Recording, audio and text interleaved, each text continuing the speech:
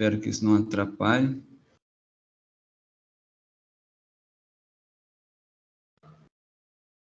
Bom, vamos lá. Então, eu vou repetir.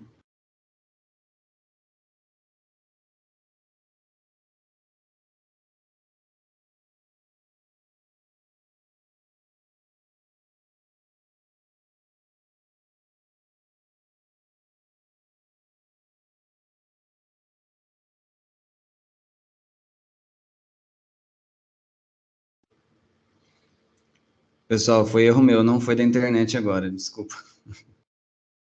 Fui eu que apertei F5 na tela errada. Vou ter que compartilhar de novo. Agora vai.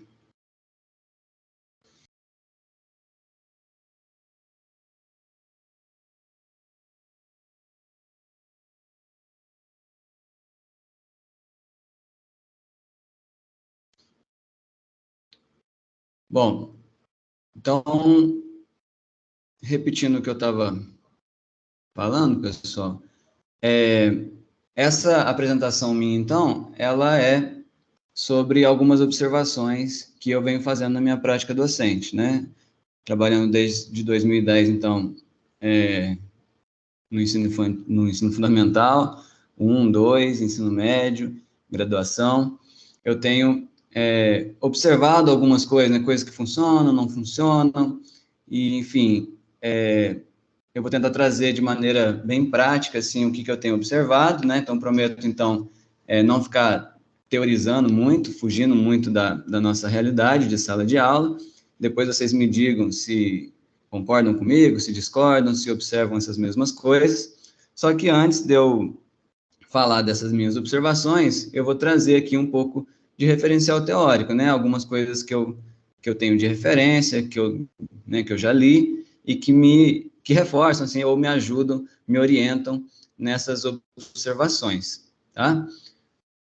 E aí, no final, eu trago essa coletânea aí que eu estou prometendo, de motivadores para o ensino da matemática, tá? Bom, eu estou cada vez mais convencido, pessoal, de que a matemática na sala de aula, ela funciona como um plano de fundo para a gente trabalhar um modo de pensar, né? É como se o conteúdo fosse um coadjuvante para esse modo de pensar.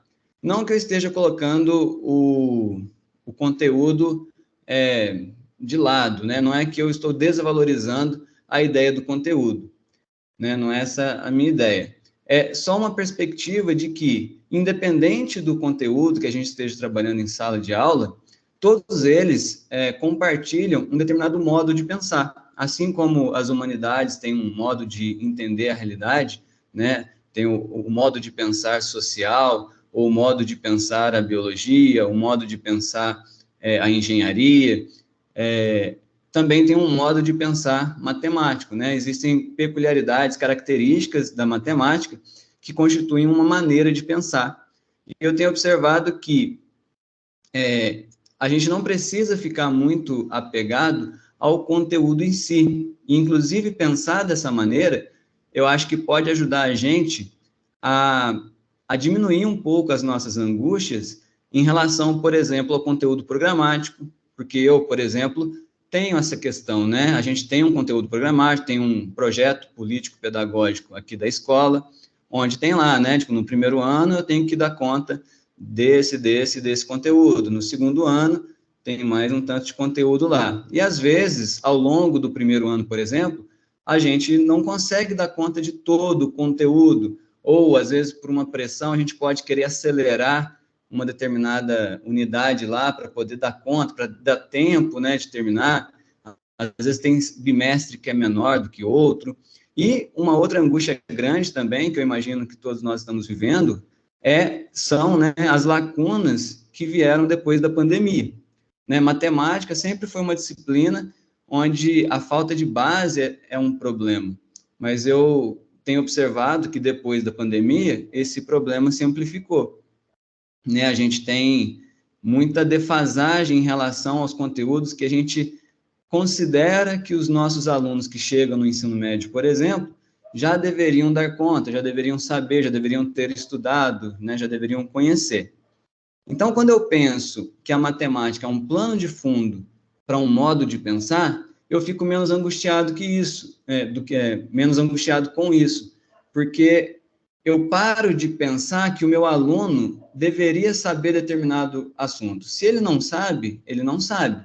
Mas aquele assunto tem, né, compartilha com o assunto que eu estou ensinando um modo de pensar. Então, o assunto que eu estou trabalhando é uma oportunidade para que eu possa ensinar um modo de pensar, que é um modo de pensar que usa o raciocínio lógico matemático. E se a gente tiver condição de trabalhar com os nossos alunos, a gente pode ajudar eles a terem a capacidade, então, de empregar futuramente não só as técnicas aprendidas nas aulas, mas, sobretudo, o discernimento, a clareza das ideias, o hábito de pensar e agir ordenadamente, que são virtudes que são desenvolvidas quando o ensino respeita o balanceamento de 3 componentes básicas, e aí não sou eu que estou falando, é o Elon Lages Lima, imagino que alguns de vocês, né, devem conhecer ele, um professor aí muito importante da área da matemática, que falava muito sobre o ensino da matemática.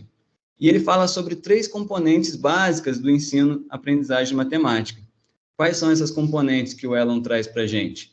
Ele fala que o ensino, né, o processo de ensino-aprendizagem da matemática, ele tem 3 componentes, que seria a conceituação, a manipulação e a aplicação. Né? O que seriam essas componentes? A conceituação é a formulação, né, a definição dos conceitos, o enunciado das preposições, estabelecimento das conexões entre os conceitos, né, interpretação e reformulação de ideias e fatos sob diferentes formas e termos. Eu costumo dizer aos meus alunos que a conceituação é o que a gente está trabalhando, sobre o que a gente está falando, né? E aí depois a gente vai falar sobre como resolver ou como fazer um determinado exercício, porque aí vai entrar a manipulação, que é o momento em que eu vou ter que fazer a continha, né, de caráter principalmente algébrico, está para o ensino e aprendizado da matemática, assim como a prática dos exercícios de escalas musicais está para a música. Tudo isso é fala do Elon, tá? A habilidade e a destreza do manuseio de equações e fórmulas. Peraí, pessoal, só um minutinho aqui, rapidinho. Peraí que meu filhinho apareceu aqui, eu vou dar uma pausa aqui. Já me digam se vocês estão ouvindo direitinho. Só vou tirar o menininho daqui.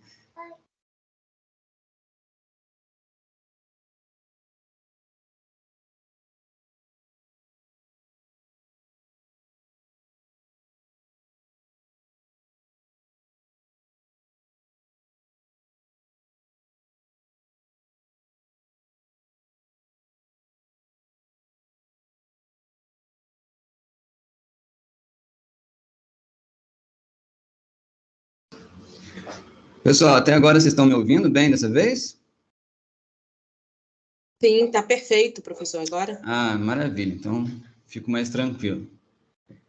Vou voltar lá para a apresentação, então. Deixa eu dar um F5 aqui. Beleza. Então, vamos lá. Então, a gente estava falando das componentes, né? A conceituação, então, que é o que, né? Ou seja, o que a gente está trabalhando. Daqui a pouco eu vou dar um exemplo concreto de como eu observo isso na sala de aula e como que isso é importante para a gente perceber aonde que está o problema, né, da dificuldade do nosso aluno. Porque, às vezes, o aluno está com problema na manipulação. Ele prestou atenção na aula, ele entendeu os conceitos todos, mas na hora de fazer o exercício ele não consegue. Talvez o problema seja a manipulação, ou seja, ele não está conseguindo fazer a conta. Ele até entendeu o conceito, mas é aquela falta de base que eu estou falando, por exemplo, do ensino fundamental. É um aluno que não sabe fazer uma continha de fração, não sabe resolver uma equação de primeiro grau simples, ou não sabe resolver uma equação de segundo grau. Enfim, são lacunas que a gente vai perceber na hora que ele vai tentar resolver um exercício sobre um outro conceito, mas que ele não tem essa base. E, por fim, o Elon fala da aplicação, né? As aplicações são os empregos das noções e teorias da matemática para obter os resultados, conclusões e previsões em situações que vão desde problemas triviais do dia a dia a questões mais sutis que surgem em outras áreas, quer científicas, tecnológicas ou sociais. Ou seja, é quando a gente vai ter um exercício contextualizado, né? Aquela questão que não é explícita, que tem uma historinha por trás dela. Então, uma coisa que eu falo com os meus alunos, que para deixar claro para eles que às vezes o conceito é simples, né? Tipo, Mike, o que está acontecendo? Eu me esforcei, prestei atenção na aula, fiz tudo direitinho, fui fazer o exercício e não consegui. O que está acontecendo, né? Aí vem aquela sensação de frustração para os alunos, né? Ele sente que ele não dá conta, que ele, né, sente que é burro ou que não dá conta de fazer, que não é capaz. Aí vem baixa autoestima. Aí eu costumo brincar com eles e fazer a seguinte analogia. Vamos falar de um conceito aqui que é a parada de mão.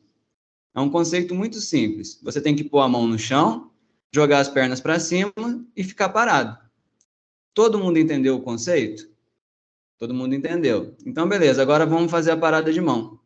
A gente vai conseguir fazer a parada de mão se a gente entendeu e compreendeu o conceito? Não necessariamente, porque a gente não tem o treino para aquilo, a gente não teve oportunidade de trabalhar aquele conceito, aquele movimento, né? Aí no caso da atividade física, uma musculatura específica que às vezes a gente nunca exercitou e que não tem a força necessária para fazer aquele exercício. Então, é importante a gente perceber que muitas vezes, deixa eu até pegar uma canetinha aqui para ver se eu consigo escrever para vocês. Aqui. Então, aqui seria o quê? E isso aqui é o como.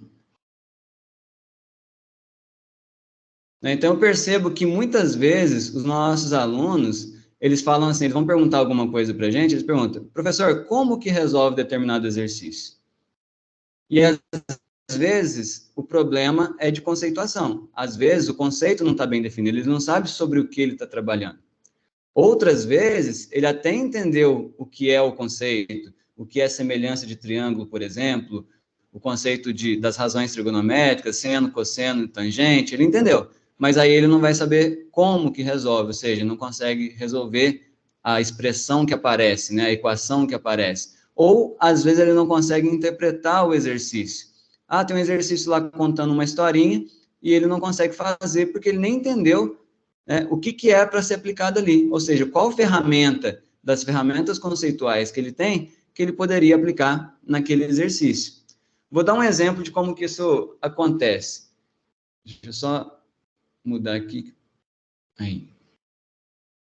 Por exemplo, tem no terceiro ano, às vezes quando a gente começa a estudar geometria analítica, a gente fala de distância entre dois pontos, por exemplo. Então, eu tenho um ponto aqui, um ponto A, eu tenho um ponto B. Então, a gente ensina lá como é que calcula essa distância. Desculpa aí a linha torta. Eu calculo essa distância. Beleza. E aí, alguns alunos aprenderam a fazer distância, outros não, tal. Enfim, passou desse momento. Em outro momento, a gente ensina a calcular o ponto médio. Se eu tenho as coordenadas do ponto A, eu tenho as coordenadas do ponto B, como é que eu calculo as coordenadas desse ponto médio, o ponto que divide esse segmento em dois segmentos de mesma medida? Um aluno, às vezes com dificuldade para calcular esse ponto médio, ele vai e pergunta para um colega, como que eu resolvo esse exercício? Como que eu calculo esse ponto médio? Aí um colega vai lá, um colega que acha que entendeu, fala para ele, olha, ele não divide na metade certinho? Aí o colega fala, sim. Beleza, então você não sabe calcular a distância? Sim. Pega essa distância e divide por 2. Você vai ter esse ponto aqui. Faz sentido?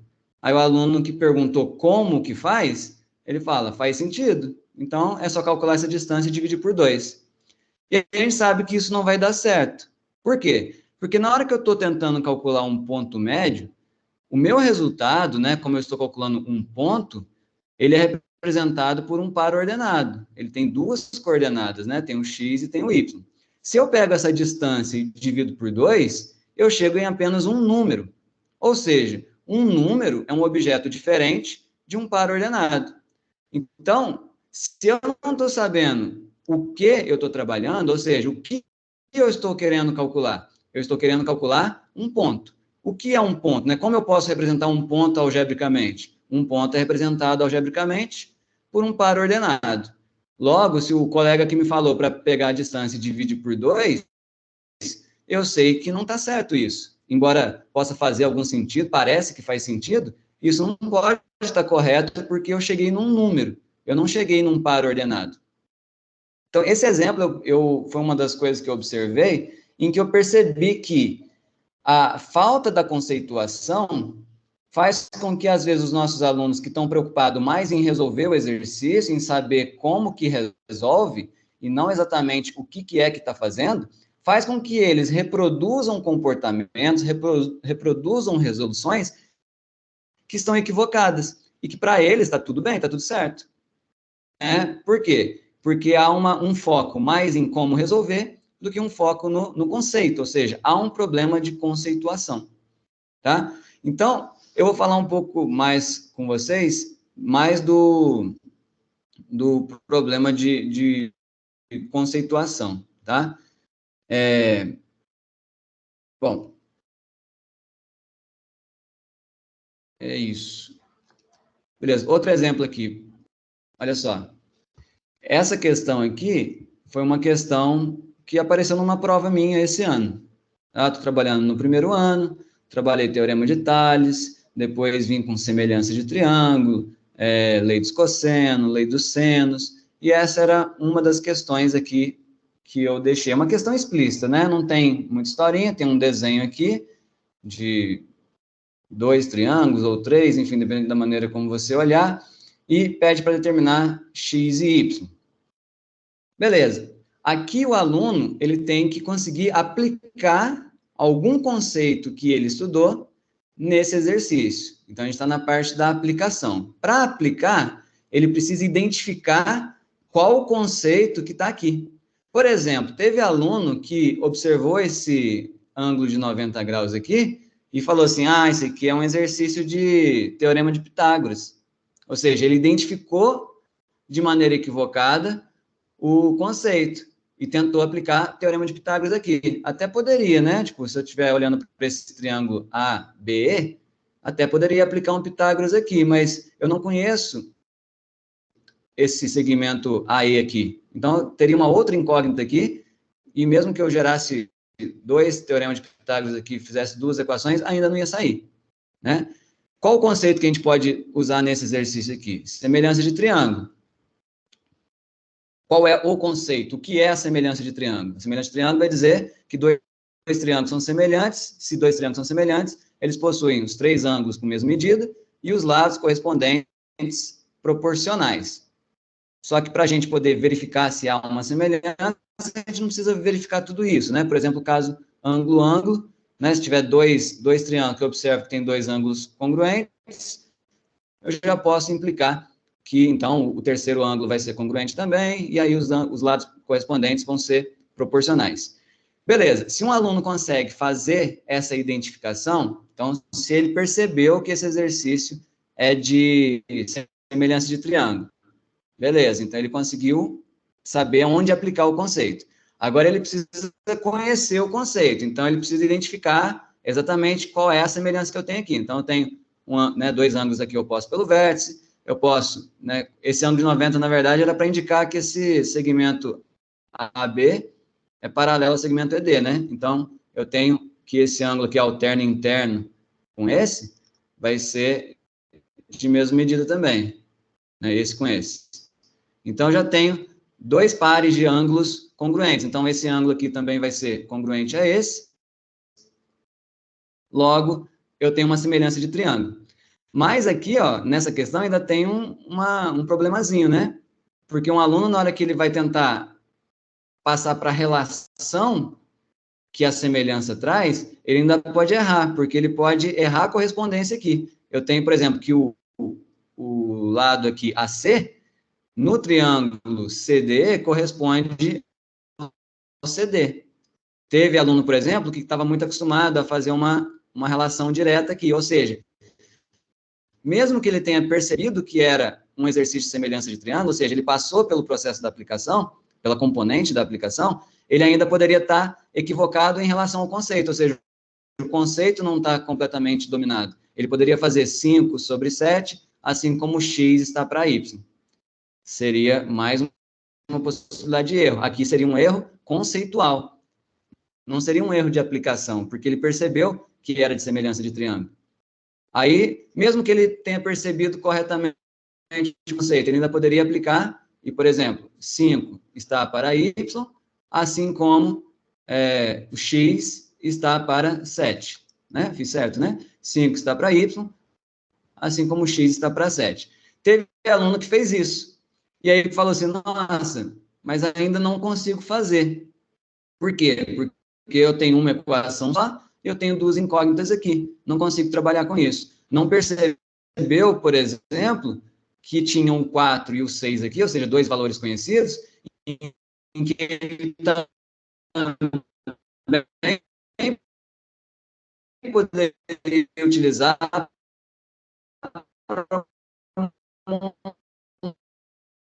da proporção. Ou seja, o problema já começa a manipulação, de não conseguir manipular da minha semelhança desaparecer.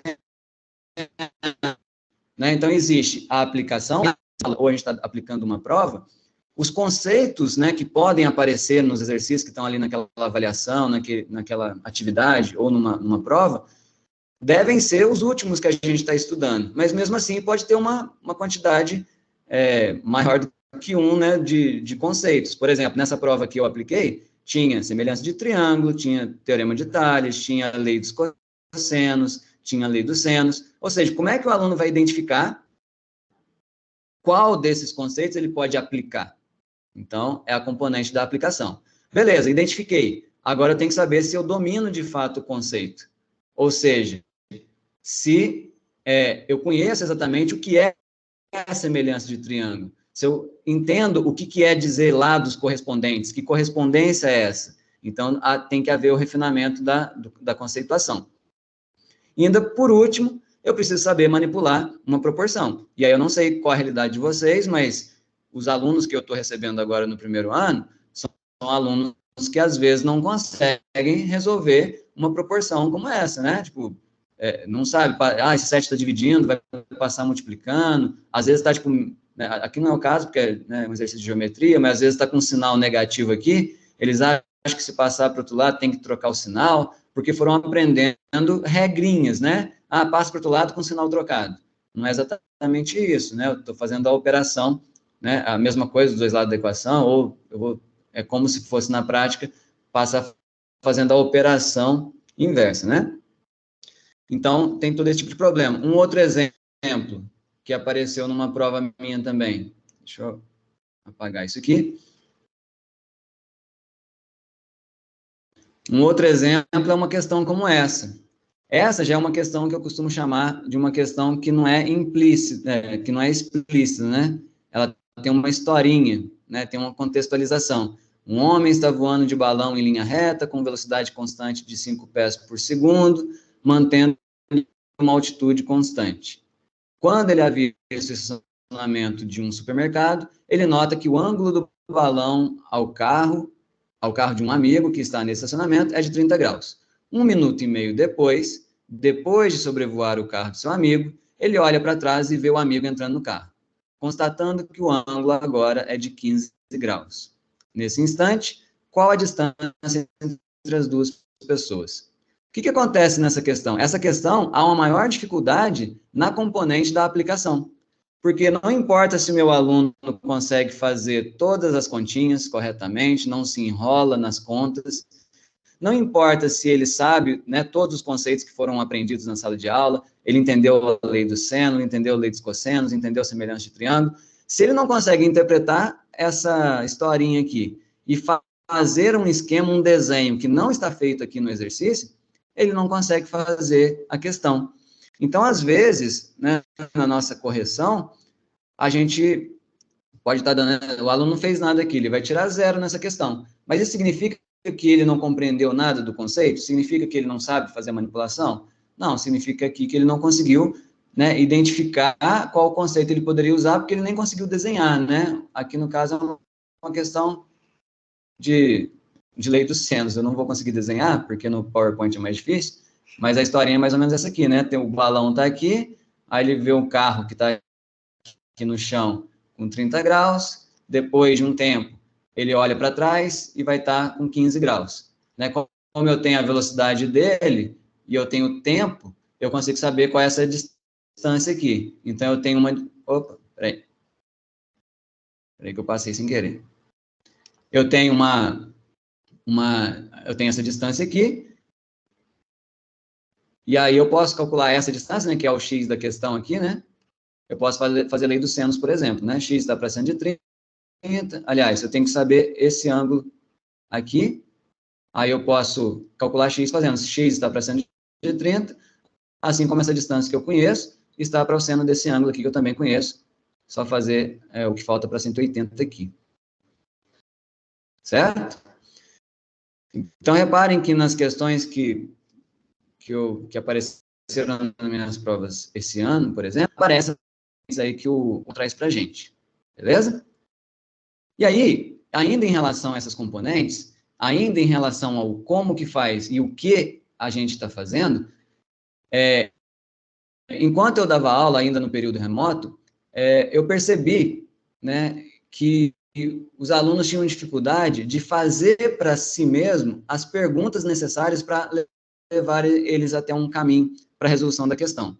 E aí eu gravei um vídeo para eles com o meu filho, tentando ilustrar como eu estava trabalhando com eles, como é que eu estava tirando as dúvidas dele em sala de aula. Aí, na hora que eu estava preparando um material para graduação, eu achei esse vídeo e eu achei que ele cabia aqui para mostrar para vocês, tá? Então, eu vou só mudar o áudio aqui rapidinho para compartilhar um vídeo com vocês.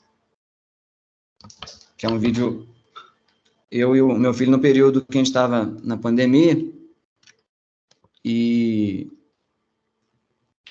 eu estava gravando as aulas para eles aqui. Espera aí só um minutinho.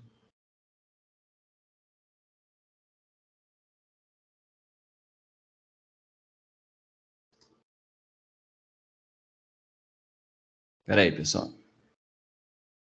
É que o áudio não foi. Eu tenho que ligar aqui.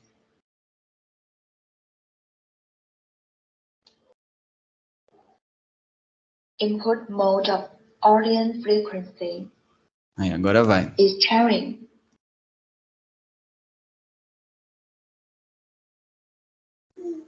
Pessoal, tudo bom? Seguinte, eu estava pensando sobre as dúvidas de vocês, né, de como vocês têm me perguntado sobre as questões e como eu tenho tentado responder para vocês. E aí me ocorreu uma coisa, eu lembrei desse joguinho aqui, e aí eu vim com o Cícero aqui tentar ilustrar para vocês o que é que eu estou querendo mostrar, né, o que eu estou tentando trazer para vocês de um modo que eu percebo que pode ser muito chato, assim, se vocês não entenderem o que eu estou querendo fazer, pode parecer que eu estou de implicância com vocês e de que eu não estou querendo ajudar da melhor maneira, tá bom? Então, assim, imagino que alguns de vocês devem conhecer esse jogo chama Torre de Hanoi, tá? E, basicamente, é o seguinte, você tem uma torre aqui com peças maiores e menores, né? Então, ela tem uma ordenação da menor para maior, e você tem 3 posições, né? Aqui nessa base, eu marquei aqui 3 posições para o Cícero. E ele já conhece as regras. Você só pode mexer uma peça de cada vez, e você nunca pode colocar, né? Você pode colocar a peça em qualquer uma das 3 posições. E você nunca pode colocar uma peça maior em cima de uma menor. Né? A única coisa que você pode fazer é colocar uma peça menor em cima de uma maior. Você poderia fazer qualquer uma dessas coisas. Qual que é o objetivo do jogo? O objetivo do jogo é trazer essa torre inteira para cá, né? Conseguir movimentá-la para cá. Então, eu vou deixar o Cícero jogar uma vez para vocês verem como que ele faz. Vai lá, Cícero. Então, trazer a torre para cá. Então, vai.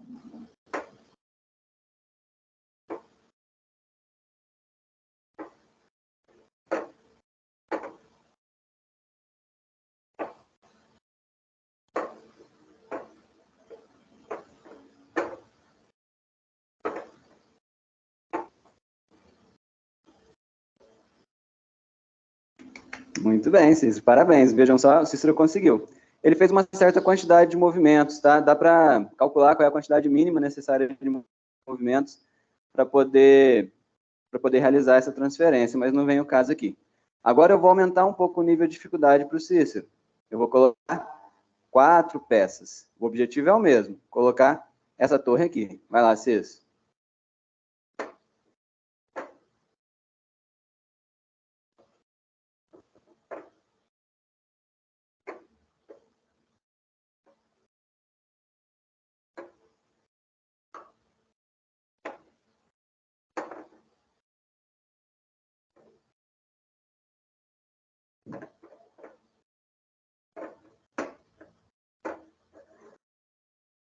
O que aconteceu, Cícero?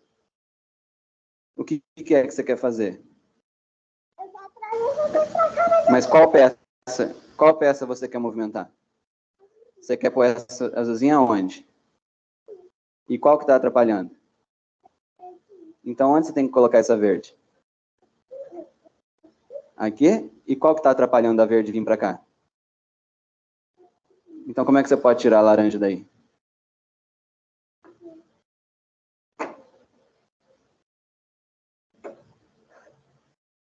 Muito bem. Então, espera só um minutinho. Deixa eu falar com os alunos aqui, Cícero. Vocês perceberam o que aconteceu, pessoal?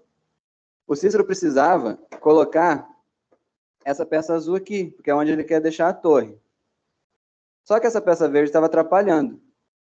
E aí, se ele fica pensando exatamente no que ele quer fazer, ele não consegue fazer o caminho dedutivo que a gente fala, que é o que eu venho tentando conversar com vocês.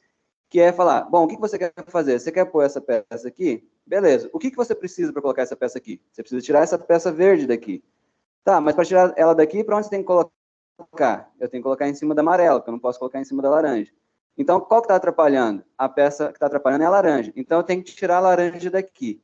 Percebam que eu vou fazendo esse passo a passo, e chega num momento, né, para o Cícero, por exemplo, por que com 4 peças é difícil para ele? Porque chega num momento desse pensamento dedutivo que ele fala, então eu tenho que mexer a laranja. Mas para que mesmo que eu queria mexer a laranja? Eu esqueci de onde que eu vim, eu esqueci qual foi o meu ponto inicial. Então, esse tipo de pensamento tem que estar muito organizado para que a gente consiga sempre lembrar o que dá para fazer. Quer ver? Eu vou fazer, e podem tentar contar comigo. Como são 4 peças, eu tenho que fazer apenas com 15 movimentos. Se eu fizer mais movimentos, significa que eu fiz movimentos demais. Oi. Eu acho que eu vou pegar outra peça. Pega mais peça lá. Então, vejam só.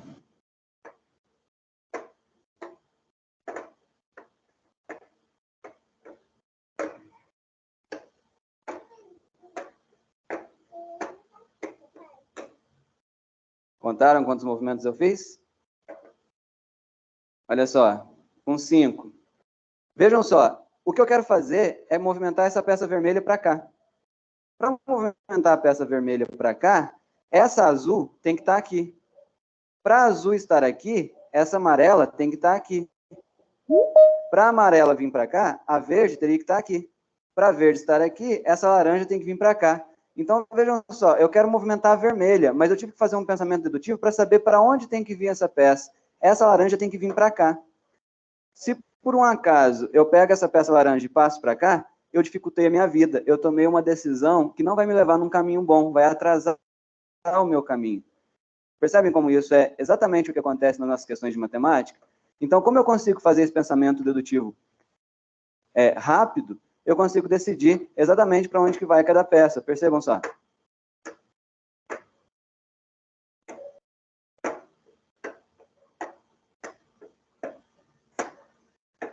Tem que contar quantos movimentos eu estou fazendo, hein?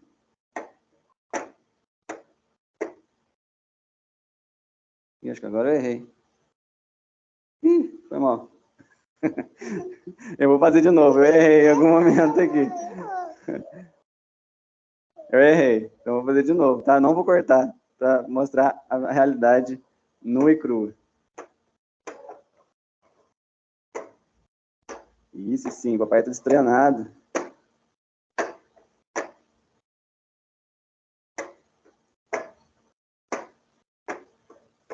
Beleza. Agora sim. Ah, não entendi porque eu errei.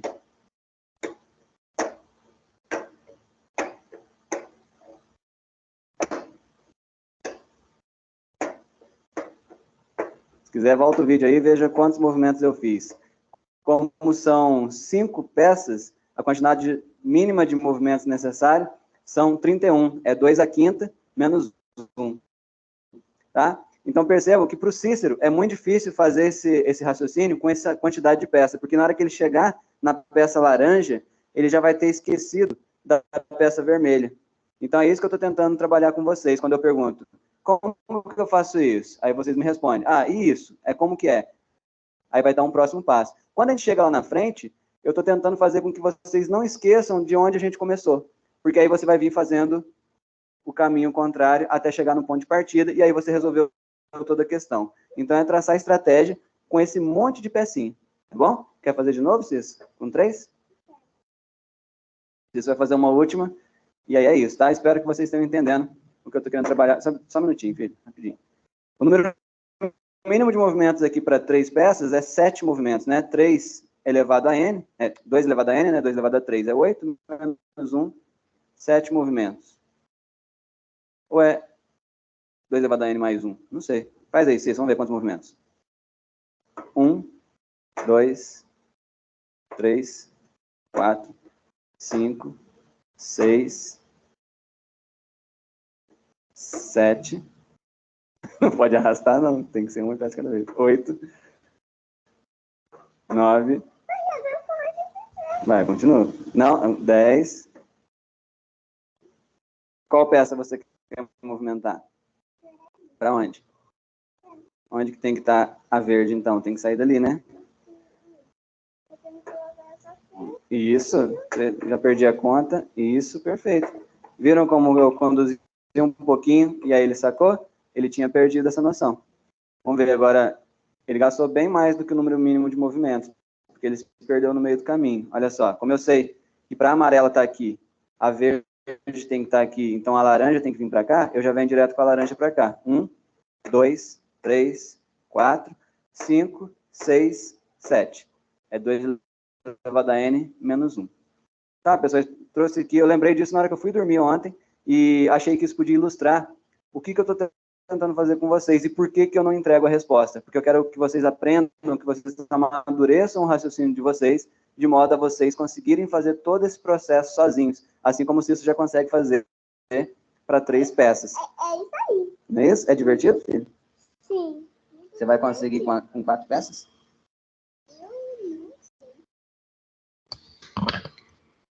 Bom, pessoal, tem alguém pedindo para entrar aqui. Power off. A Renata está dizendo que está travando de novo. Como é que tá aí, pessoal?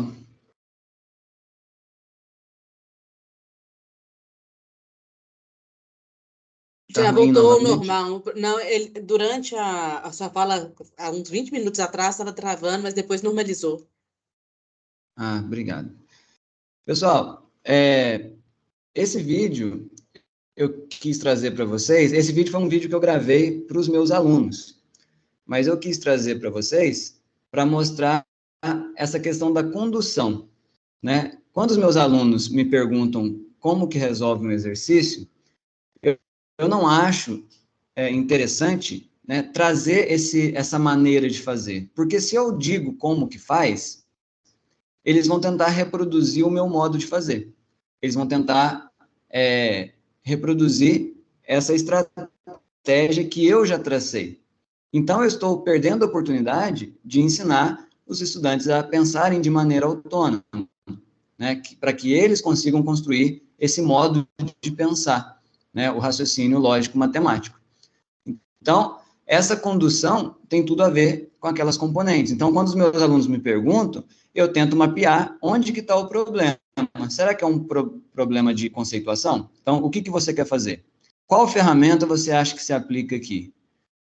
E aí eles mesmos vão construindo esse raciocínio. Então, eu fico falando, você tem que fazer essas perguntas para si mesmo. É você que tem que se perguntar né? O que eu posso aplicar aqui? Será que dá para aplicar Pitágoras?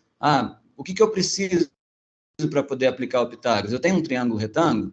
Eu tenho informação sobre o cateto? Tenho informação sobre a hipotenusa? Então, para a gente poder chegar, né, traçar um bom caminho, é bom que a gente faça boas perguntas.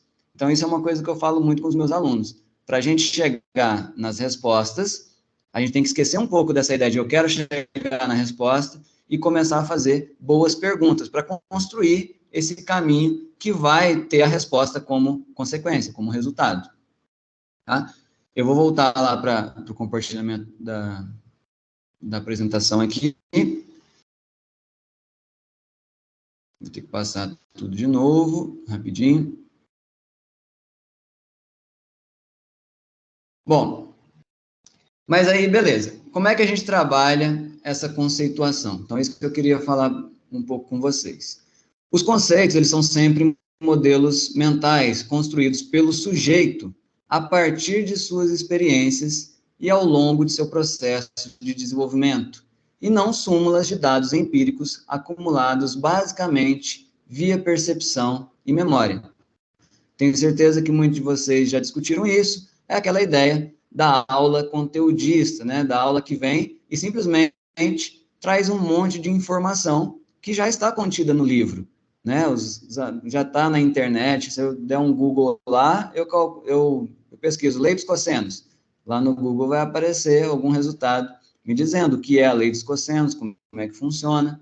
Mas o conceito, eles são modelos mentais construídos pelo sujeito, ou seja, o aluno precisa fazer parte dessa experiência de construção do conceito, né? Então, o desenvolvimento de uma visão flexível e multifacetada do conhecimento matemático pode contribuir decisivamente para que o professor seja capaz de dialogar com seus alunos, né? E aí o vídeo que eu acabei de trazer, de reconhecer e validar certos pontos de partida adotados para a construção de um conceito, ou de avaliar uma determinada elaboração conceitual como adequada para certo estágio, né? Isso é uma outra coisa importante.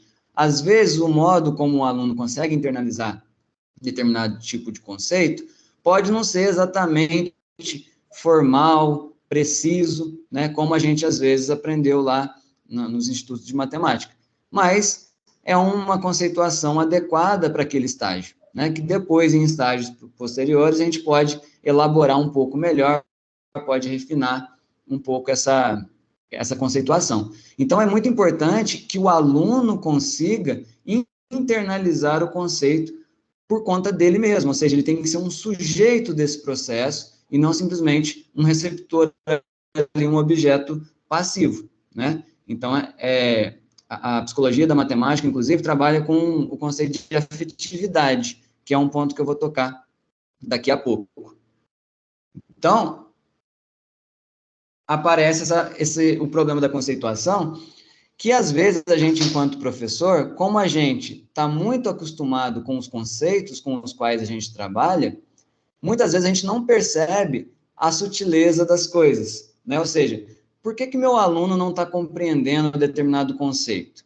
E aí, quando a gente começa a ouvir eles, às vezes a gente tem algumas pistas de algumas coisas interessantes que podem aparecer, né? Aqui eu tenho um relato que não é meu, é um relato, depois eu vou mostrar no final as referências, é um livro que traz alguns relatos de histórias em aulas de matemática. Nesse caso aqui, um professor pediu para que os alunos definissem, né, o que era a altura de um triângulo, e desenhassem e tal, e explicassem o que era a altura. A maioria dos alunos desenhou esse primeiro desenho aqui, né? Alguns fizeram um triângulo um pouco mais genérico, né, não isósceles, mas a maioria desenhou um triângulo desse jeito aqui, né? Alguns não colocaram o símbolo aqui do ângulo reto, deixaram sem esse símbolo, mas a maioria fez isso daqui, né? Então, indicou uma base e colocou esse segmento aqui e assinalou como altura. Aí teve um aluno que fez 3 desenhos, que fez esses 3 aqui. Aí o professor achou interessante e perguntou para os alunos, né, de modo geral, o que eles tinham definido como altura de um triângulo. Aí os alunos falaram que era um segmento que saía da base e ia até o ponto mais alto do triângulo. Aí ele pegou e mostrou o desenho do outro aluno. Ah, então esse aqui está errado, então esse aqui não é a altura, porque ele sai da base e vai até o ponto mais baixo do triângulo, então não é a altura. Aí os alunos falaram assim, ah, não, mas é porque esse lado aqui, ele está para cima, então isso aqui não pode ser considerado como base, porque está lá para cima. Aí o professor pediu para que os alunos girassem o caderno deles, né, os alunos que estavam com esse triângulo aqui, girassem o caderno em 180 graus e observassem o triângulo deles. E aí o triângulo ficou desse jeito, né? Eles falaram assim, olha, essa base aqui, que vocês consideraram como base, ela deixou de ser base na hora que vocês viraram o caderno? O triângulo é outro triângulo? Aí os alunos perceberam, não, é realmente, isso aqui ainda continua sendo a base. Aí o professor mostrou esse desenho, né, que eles falaram, ah, então, sai da base e vai verticalmente até o ponto do outro lado. E aí o professor mostrou esse, e aí, novamente, eles têm um período de discussão lá até aceitarem e ir refinando o conceito, né? Se a gente fosse definir o que é a altura de um triângulo, a gente vai dizer que é o segmento que vai do vértice até o lado oposto, né, fazendo 90 graus com a reta suporte desse lado, né? Inclusive, se o ângulo aqui for 180, se o ângulo aqui for maior do que 90, né, se for um ângulo obtuso, essa altura não vai dar, né, o pé da perpendicular aqui não vai dar exatamente nesse lado, né? Então, para os alunos ainda poderia ser um outro caso ainda mais interessante, quando a altura dá no prolongamento, né, o pé da perpendicular fica no prolongamento do lado, né, da base, né? Então, às vezes, a gente que está com um conceito muito bem definido, a gente acha que essas coisas aqui são detalhes bobos, que você vai desenhar desse jeito e todo mundo vai entender que se tiver desenhado de outro jeito é a mesma coisa, porque na matemática não tem o chão, não tem o teto. Mas o que os alunos têm de experiência com altura? A altura no mundo real só está na vertical. A altura tem a ver com a distância até o chão. É isso que a gente tem de noção intuitiva de altura. Portanto, o conceito matemático de altura está distante da experiência dos alunos. Aí é uma oportunidade da gente propor uma atividade para poder trazer essa experiência, né, de definir a altura para o aluno, para ele construir esse conceito. Um outro exemplo que eu tenho, deixa eu pegar a caneta aqui, um outro exemplo que me vem à mente, eu vou desenhar aqui mesmo, de novo é com meu filho, porque meu filho está no ensino infantil, né, e vocês já devem ter percebido também como é que ensinam losango, né, quando começam a ensinar as fórmulas. Aí desenham isso daqui e falam que é um losango. Aí desenham isso daqui e falam que é um quadrado. Então, a criança aprende que o losango ele tem que estar nessa posição aqui. Ou seja, o conceito de losango para uma criança no ensino infantil não é o conceito que a gente conhece de que é um quadrilátero com 4 lados de mesma medida. Ele só observa esse formato. Então, quando ele olha para um quadrado, se você perguntar se é um losango, ele vai dizer que não. Mas a gente sabe que o quadrado é um losango, porque a definição, o conceito de losango é um quadrilátero com 4 lados de mesma medida, né? Então, se eu pegar esse mesmo desenho aqui e fizer ele desse jeito, ó, desenhar ele como a gente está acostumado a desenhar um paralelogramo, e assim, a fim de que eu consegui, tá, pessoal? Desenhei esse mesmo losango aqui dessa maneira, que é a mesma ideia aqui do triângulo, né? Eu mudei a posição dele, né? Rotacionei ele. Tem criança que vai dizer que ele deixou de ser losango, porque ele não está nessa posição. Então, tem muita coisa, eu estou usando esses exemplos, mas nas nossas aulas de matemática no ensino médio, tem muita coisa desse tipo que a gente, às vezes, não consegue perceber enquanto professor, às vezes porque a gente não consegue entender aonde que está a dificuldade do nosso aluno. Né? Qual é a dificuldade conceitual? Às vezes tem conceitos que estão muito claros para a gente, que para os nossos alunos não estão. E aí que nasce a dificuldade. Né? E aí tem um exemplo interessante, que é um colega meu, que ele falou isso, né? Ah, mas a lei de Newton não vai mudar, né? Então, o que eu ensino é a mesma coisa, tem quase 400 anos. Então, por que eu vou mudar o que eu ensino se o que eu ensino não muda, né? E aí a gente pode transferir isso para matemática, né? Os conceitos não mudam, diferente da, sei lá, da geografia política, da história, que as coisas têm mais possibilidades de reformulações, né? E aí aqui tem uma coisa que agora eu vou complicar, acho que um pouco a cabeça da gente, porque é o seguinte, em relação aos estudantes,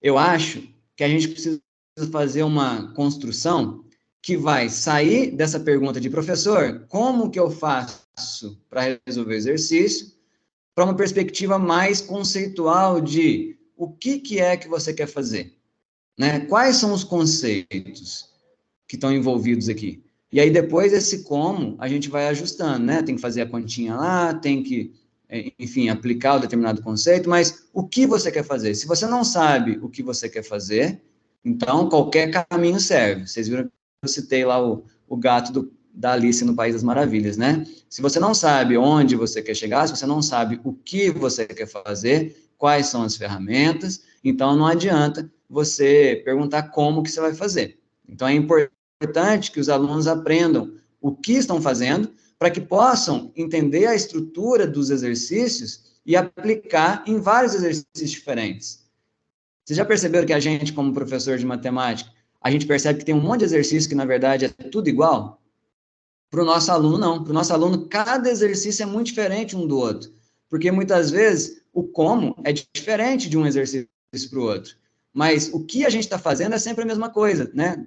Guardado aí as particularidades ali, né? Tipo, estou fazendo exercício de semelhança de triângulo. Geralmente é a mesma coisa sempre.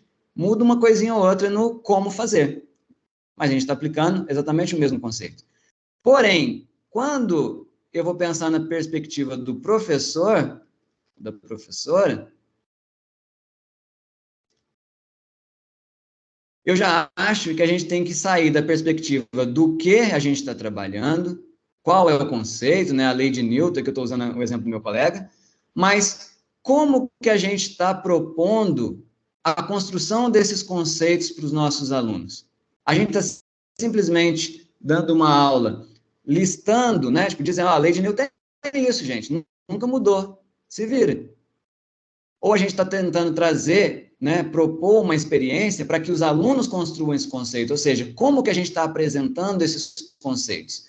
É aqui que está o nosso trabalho. Então, o nosso trabalho tem que sair do que, né, porque os conceitos estão ali, a gente domina esses conceitos, e aí como que a gente vai apresentar isso? E os alunos vão sair do como e vão aprender mais esse o quê. Então, eu fiquei pensando sobre isso e pode parecer um pouco contraditório, mas é que são duas perspectivas de dois pontos de partida diferentes, né? E aí vem o conceito da afetividade, porque aí mora uma questão fundamental para mim. Porque se a gente for pensar, então, né, esse colega que eu estou citando aqui, fala, a lei de Newton não muda nunca. É isso, sempre foi isso, e é isso que eu vou ensinar. Não quero inventar moda, não. Né? Esse é o cara conteudista, né? Tipo, o conteúdo é esse, pronto, acabou. Um outro extremo seria, então, eu deslocar, né, para um lugar onde o conceito não é importante. Eu ensino qualquer coisa, né, o importante é que os meus alunos gostem da aula, e aí a aula vira uma coisa esvaziada de conteúdo, o que também é um problema. Então, quando a gente fala de afetividade, quando eu falo que a gente tem que trazer a proposta para a experiência do aluno, não significa necessariamente que tem que ser um gostar ou divertir-se. Quando a gente fala de atividade, afetividade, né, no domínio da psicologia, da educação matemática, esforços têm sido feitos no sentido de se explorar emoções relacionadas à experiência matemática escolar, transferência e contra-transferência no âmbito da relação professor-aluno, nas aulas de matemática, autoestima, autoconceito, padrões de interação e desempenho em matemática escolar, atitudes e crenças em relação à atividade matemática escolar, e, finalmente, a relação entre traços de personalidade e estilos cognitivos e a atividade de resolução de problemas em matemática. Então, quando a gente fala de afetividade na proposta da nossa aula, não significa necessariamente que tem que ser aquela questão da ludicidade, de tem que ser divertido, tem que ser uma brincadeira. Mas não, quando a gente está preocupado com a afetividade, a gente está preocupado nessa interação, de colocar os estudantes enquanto sujeitos desse processo. Isso é afetividade. Então, não precisa eu desconstruir o conteúdo, largar a mão do conteúdo, né, não ter rigor nas definições e partir para uma ideia de que eu tenho que cantar música para tudo, eu tenho que criar um jogo para tudo, porque não é disso que a gente está falando. A afetividade não necessariamente implica numa emoção superficial, mas fala de estrutura, né, de seres humanos. Então, é a última coisinha aqui que eu vou falar, pessoal, antes de passar para os exemplos práticos, né, de como que eu já trabalhei e desenvolvi atividades na aula, nas minhas aulas, e aí depois eu passo para vocês comentarem, me perguntarem, enfim, trocarem informações comigo. Mas olha só, então, diante de tudo isso que a gente falou, no trabalho escolar é importante que o professor seja capaz de envolver os alunos em um leque de situações didáticas adequadas, isto é, situações que se colocam como problemas e que, de algum modo, desafiam seus saberes anteriores, conduzindo à reflexão sobre novos significados e novos domínios de uso desses saberes. Então, o que seria a estrutura de uma proposta? Então, a gente vai propor um problema, né, mapear um problema, dar uma situação motivadora, que a gente vai discutir de maneira informal, criar, né, tipo, igual aquela história do triângulo que eu acabei de contar para vocês. Né? Então, o que é a altura de um triângulo? Desenha aí, né? Como é que vocês vão definir? Vamos escrever uma definição para altura? Escreveu a definição para altura, mas aí, ficou faltando alguma coisa? O que vocês acham? Aí, depois que chegou, aí vem para a parte de formalização, de escrita algébrica. Aí, dependendo do contexto, eu vou ter que, enfim, definir algumas variáveis, ou incógnita, enfim, fazer uma modelagem com a nossa linguagem matemática, com as nossas notações e tudo mais. Né? Então, sai do caso particular ali e tenta fazer uma generalização. Após feito isso, a gente vai para o processo de resolução do problema. Então, eu entendi o problema, mapeei, né, construí a estrutura, a modelagem matemática, agora eu posso resolver. Nesse momento em que eu vou resolver, há um esvaziamento de sentido, porque aqui é a manipulação algébrica, ou seja, é fazer conta. E muitas vezes, quando a gente está fazendo conta, igual eu ilustrei lá com o exemplo do Cícero, vai chegar um momento que eu nem sei mais por que eu estou fazendo aquilo. Ou seja, ao final do processo de resolução, eu tenho que fazer uma retomada de sentido. Ou seja, aquele resultado que eu cheguei tem a ver com uma situação, problema que foi proposta inicialmente. Então, essa é uma sugestão de estrutura para uma proposta de atividade em sala de aula. E aí, vai vir agora os exemplos de atividades, tá? Aí eu vou compartilhar com vocês algumas sugestões. Antes disso, só quero saber se vocês estão me ouvindo ainda. Estamos sim, professor. Certo. Obrigado. Beleza, então, voltando para cá. Agora é 8h16, beleza. Então, pessoal, depois eu quero que vocês falem comigo, hein, para ver o que é que disso aí que eu estou comentando, que vocês percebem e tal, porque às vezes eu vou falando aqui, eu estou com medo do tempo, tem muita coisa que eu já observei em relação a essas três componentes durante as aulas, que às vezes eu não comentei aqui. Então, na hora que vocês começarem a falar, talvez eu me lembre de mais alguma coisinha. Então, olha só, algumas sugestões, então, práticas, né, de atividades que a gente pode propor dentro das nossas aulas. Origami. Eu tenho, por sorte, eu nem lembro onde eu encontrei esse livro, eu acho que foi na época da minha graduação.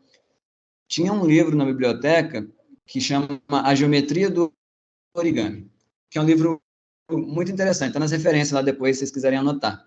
Mas o origami ele pode representar, para o processo de aprendizagem da matemática, um importante recurso metodológico, através do qual os alunos ampliarão seus conhecimentos geométricos formais, adquiridos inicialmente de uma maneira informal, por meio da observação, né, das dobraduras, dos objetos, das formas que estão ali. Então, a utilização de dobradura em papel para verificação de certos fatos da geometria é a gente usa isso, que tem características de proximidade maior com as elaborações dos próprios alunos, né? Tipo, na hora que ele estiver ali fazendo a atividade, está colado na experiência dele. E aí pode contribuir, muitas vezes, pode constituir muitas vezes argumentações mais convincentes dentro da comunidade escolar do que as demonstrações formais.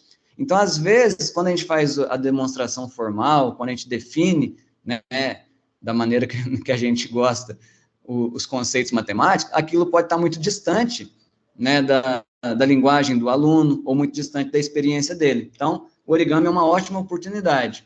Por exemplo, divisão de um pedaço de papel, né, um quadrado de papel, em partes iguais. Você pode propor para os alunos dividir, como é que eu consigo dividir esse quadrado aqui em 2 partes iguais? Em 4, em 8, né? Pode começar por aí, que são os mais fáceis, né? Acho que intuitivamente todo mundo ia conseguindo. Agora eu quero dividir em 3 partes. Como é que eu faço? Apenas dobrando o papel para dividir ele em 3 partes. Aí já é um problema. Então, né, pensando naquela estrutura que eu acabei de sugerir, esse é o problema proposto. Né? Então, como é que a gente pode fazer isso? Aí no desenho dá para a gente perceber, né? Se eu divido um outro papel em vários pedaços iguais, eu consigo, né, pegar 3 faixas ali e dividir o meu quadrado que eu quero dividir em 3 partes iguais. O que eu estou utilizando ali? Qual o conceito matemático que está por trás dessa possibilidade aí? É o Teorema de Tales. Então, uma oportunidade para a gente poder, depois de fazer toda essa atividade, então, generalizar a ideia e fazer, né, escrever de maneira algébrica. Eu tenho lá um feixe de paralelas, tenho transversais, então, se esse feixe de paralelas está dividido em partes iguais, a transversal também vai estar dividida em partes iguais. Mas eu não quero partes iguais, quero uma seja o dobro da outra. Então, se eu tiver essas partes proporcionais num papel, eu consigo transferir ele para um outro, né? Se eu tenho de paralelas dividido em partes proporcionais, eu consigo ter uma transversal dividida nessa mesma razão de proporcionalidade. E aí a gente consegue chegar num conceito e depois resolver um exercício e, enfim, aproveitar as oportunidades que vão aparecer aí, né? E aí os alunos vão ajudar a gente a, enfim, dizendo o que eles perceberam, o que não perceberam, às vezes vão até ensinar a gente, e a gente vai perceber coisas que a gente nunca tinha percebido em relação a algum conceito, né?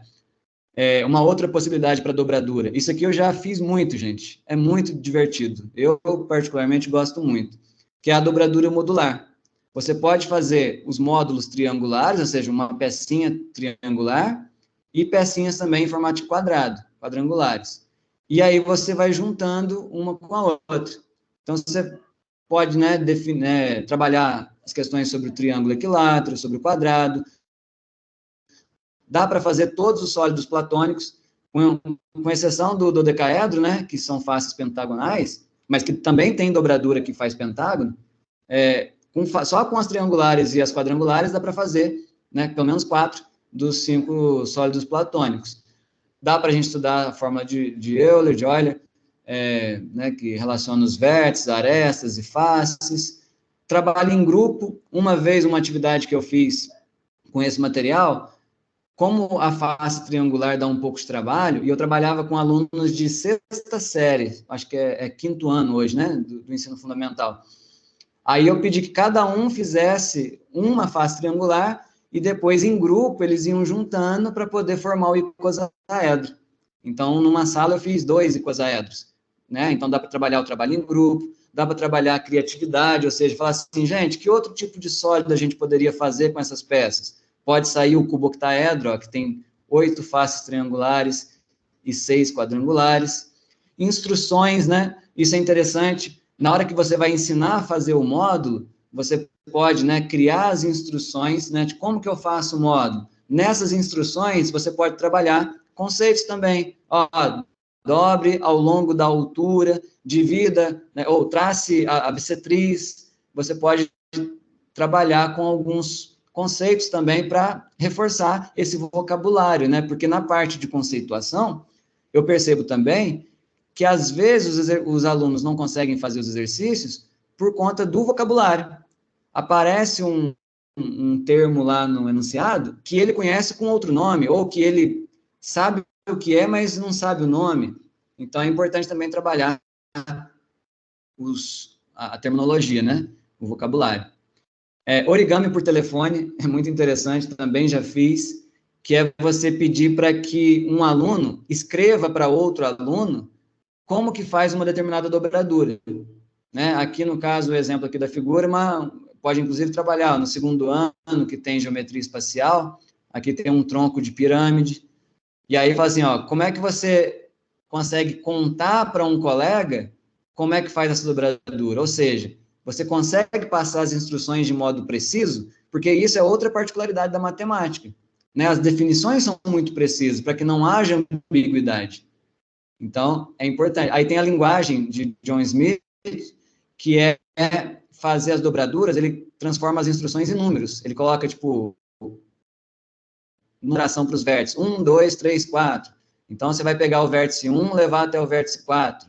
Então, você faz uma linguagem mais numérica, né? Sem fazer o diagrama. Ou pedir para que eles desenhem o diagrama, porque dá para trabalhar a questão da visão espacial. Isso é uma coisa que eu percebo que, às vezes, a gente acha muito fácil, porque a gente está muito acostumado, né? A gente trabalha com isso já há algum tempo, mas nossos alunos têm muita dificuldade para visualizar.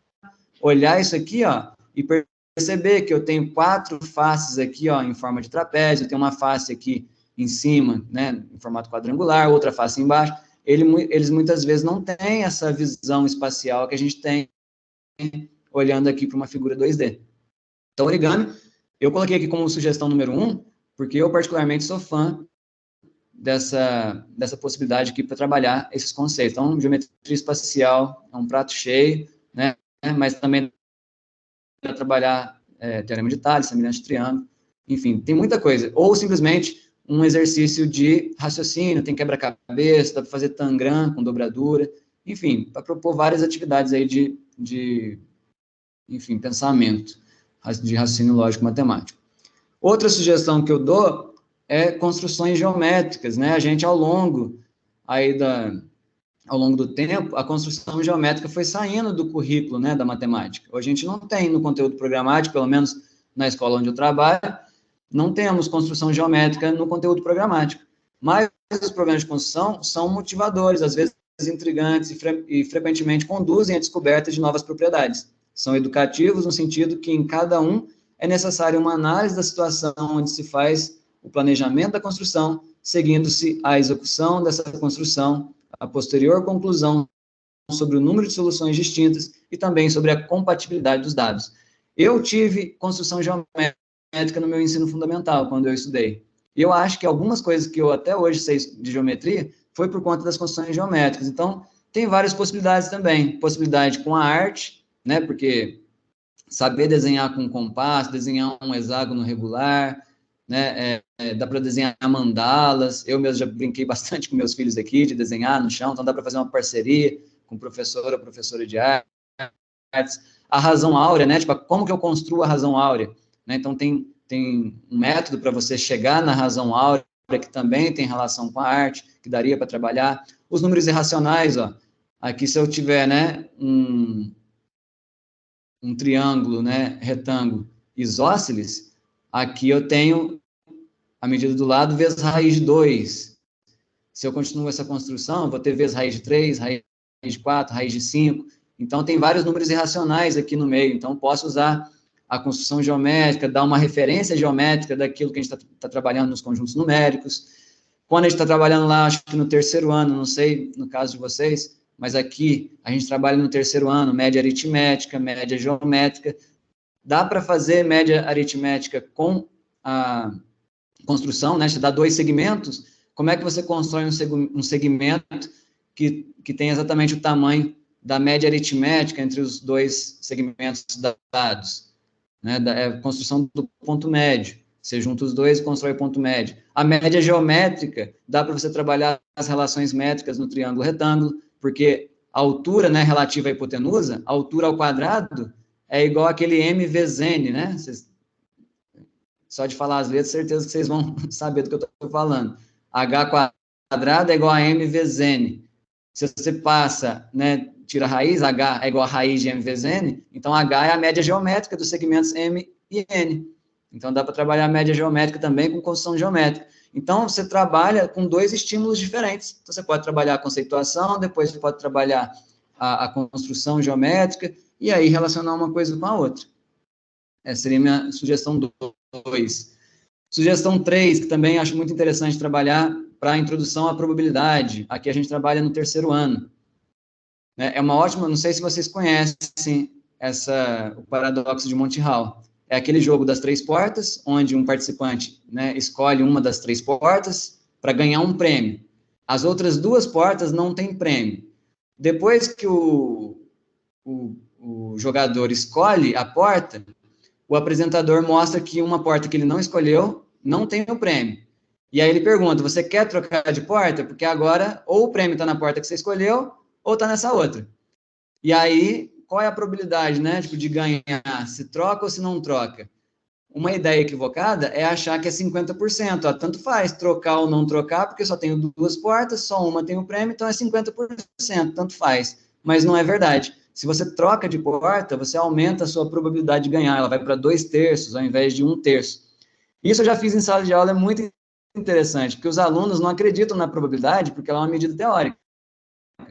Ou seja, a probabilidade só é aquele número exato se a gente considera uma repetição, né, de infinitas vezes do mesmo experimento. Mas aí eu peço para eles brincarem comigo e sempre trocarem de porta. Ou não trocarem de porta nunca. E aí eles percebem, já aconteceu várias vezes, assim, tipo, nunca deu errado. A probabilidade deu certo, assim, tipo, de sempre trocar e aí ganhar mais vezes do que perder. Né? Dá para explicar a diferença de probabilidade e possibilidade, porque é possível que o cara troque de porta e perca todas as vezes, mas é pouco provável. Então, se a gente faz muitas vezes o mesmo experimento, a gente vai percebendo que o resultado vai tendendo para a medida da probabilidade. Né? Dá para trabalhar essa maneira de raciocínio, né? O exagero da situação como recurso didático, ou seja, pensa que tem 1000 portas. Você escolheu uma, eu abri 998. Sobraram 2. Você quer trocar de porta? Claro, porque eu devo ter errado na primeira. Então, fica mais claro quando você exagera o número de portas. E aí fica uma sugestão de filme também, né? Não sei se vocês já viram. O filme Quebrando a Banca fala do paradoxo de Monty Hall, mas fala sobre outros jogos também. É uma história sobre um pessoal do MIT, que ficou estudando jogos de cassino. E aí o mais clichê de todos, né, são os jogos de estratégia, que servem, né, para a ideia de trazer uma ludicidade para as aulas, né, às vezes sem muito compromisso com algum conceito, como liga-pontos, por exemplo, mas que tem, às vezes, estratégias mais vencedoras, então é uma oportunidade da gente estimular a busca por caminhos justificados, porque às vezes os alunos falam assim, professor, posso fazer desse jeito? Eu nunca respondo que sim ou que não. Eu pergunto, por que você acha que dá para fazer assim? Aí eu não sei. Falei, então provavelmente deve estar errado.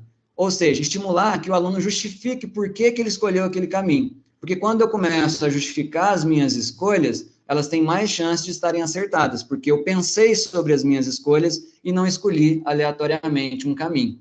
Tem o Corrida dos 100 pontos, que é interessante, que tem estratégia vencedora, né? A regra do jogo aqui aqui dá para trabalhar a PA, por exemplo. São 2 jogadores, cada um pode, na sua vez, marcar de 1 a 8 pontos, por exemplo. Pode ser um número diferente, mas, enfim, aqui no exemplo é de 1 a 8. E aí ganha quem marcar o 100 primeiro. Né? Vai alternando, cada hora 1. E aí, aqui, ó, no caso de 8, se o cara que está jogando perceber que se ele dominar essas casas, ele ganha, ele já consegue ganhar no início do jogo. Então, ele marca 1 e daqui para frente ele está com o controle do jogo. O cara pode fazer o que quiser, que não vai ganhar. Isso é muito interessante de brincar com os alunos, que são jogos de estratégias máximas, ou seja, de estratégias 100% vencedoras. Já trabalhei também e dá muita discussão, dá muita coisa interessante. Jogo cara a cara é uma outra sugestão simples, né? Aqui você tem alguns, aqui no caso é um exemplo de poliedros. Você tem vários poliedros, do outro lado você tem várias características. Então, você vai brincando, né? Tipo, você escolhe um poliedro aqui, e o outro vai falando assim, faz perguntas. Né? Tem tal característica, é um prisma oblíquo? Sim, não. Aí ele vai eliminando aqui as possibilidades, até ele conseguir acertar qual que é. Como se fosse aquele jogo cara a cara, né? Então, é uma oportunidade para se fixar as propriedades de maneira lúdica também, e aí pode mudar, né? Pode trabalhar, funções. Vou colocar aqui um monte de função, e aqui vou colocar características da função, né? Enfim, quanto à sua regra, se é sobrejetora, é injetora, enfim, essas coisas. Outra coisa também, que também traz muita oportunidade aí de construção dos conceitos, é construir instrumentos de medida. Tá? Tem o clássico, né, do teodolito, para medir a altura. Então, você pode construir, levar os alunos para fora da sala, achar um objeto que seria difícil de calcular a altura, fazer com que eles calculem, depois levar isso para a sala de aula, né, formalizar, fazer a algebrização necessária, e assim por diante. Tem aqui, eu até coloquei a foto do canal Manual do Mundo, não sei se vocês conhecem, é uma indicação interessante, é um cara que sempre traz umas ideias bacanas. Aqui ele fala, nesse vídeo ele fala sobre como que mede a distância até as estrelas, né, e aí a gente está aí num momento de boom da astronomia, por causa do James Webb, então, dá para construir esse instrumento de maneira simples, sair para calcular a distância até lugares inalcançáveis, só com semelhança de triângulo. Então, de novo, oportunidades para a gente levar para a experiência do aluno a construção desses conteúdos, desses conceitos, né? E sem precisar mentir, sem precisar transformar tudo em jogo, tudo em brincadeira, né? Eu até trouxe aqui exemplos de jogos, mas vocês viram que a maioria são possibilidades de problematizações, ou seja, proposta de situações, e na verdade abertas, né, não tem nada muito fechado aqui, de coisas que a gente pode trabalhar dentro dessa estrutura aqui que eu comentei com vocês, né, que é essa estrutura aqui. É uma sugestão de estrutura, pode ser uma outra estrutura também, pensando sempre naquelas 3 componentes lá que o Elon traz para a gente. Certinho? Bom, pessoal, eu acho que deve estar encaminhando para o final aí. Antes de eu falar da atividade, só deixar aí um tempinho aí para as referências que eu utilizei para essa apresentação. O livro do origami está ali. A geometria, eu escrevi errado, a geometria. A geometria do origami. Tem livros aí sobre formação do professor, matemática e ensino, história e investigações em aulas de matemática, psicologia da educação, Mania de Matemática, que é um livro que traz um monte de questões interessantes sobre jogos, sobre, enfim, problematizações sobre coisas malucas, interessantes, construções geométricas, vários livros aí. O Cristiano me disse que eu tinha que propor uma atividade para vocês, que vocês já estão acostumados a entregar para ele. Então, a minha atividade é simples. A proposta é simplesmente fazer uma proposta de aula com um dos temas sugeridos, ou outro de sua escolha, tá? Não precisa seguir nenhuma dessas sugestões que eu dei 6 sugestões, e que vá ao encontro dessa perspectiva de estrutura e dinâmica que a gente discutiu, pensando nas componentes, pensando na problematização, enfim, propor uma ideia de uma atividade em sala de aula, com os alunos de vocês, pensando nos conteúdos que vocês estão trabalhando, de que maneira vocês poderiam fomentar a construção dos conceitos, ou seja, a componente conceituação, de modo que os estudantes sejam sujeitos desse processo, né? Não necessariamente, não precisa ser um jogo, mas uma proposta que traga uma situação-problema, uma dinâmica diferente, para que os alunos possam, junto, né, tipo, pode ser em grupo, individual, mas, enfim, que sejam sujeitos desse processo de construção dos conceitos.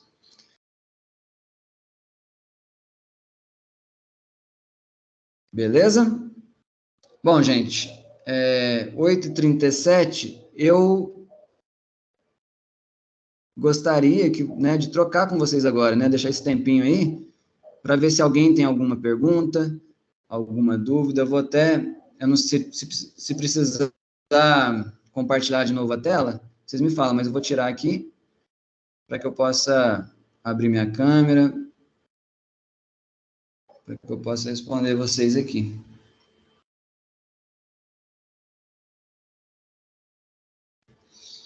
Gente, peço desculpas aí pelos problemas técnicos, de travamento, né, se vocês não conseguiram me ouvir em algum momento.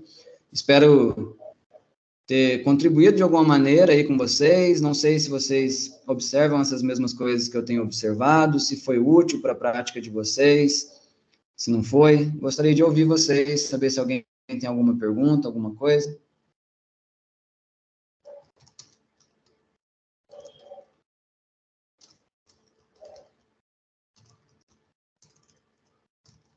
Pode ser pelo chat.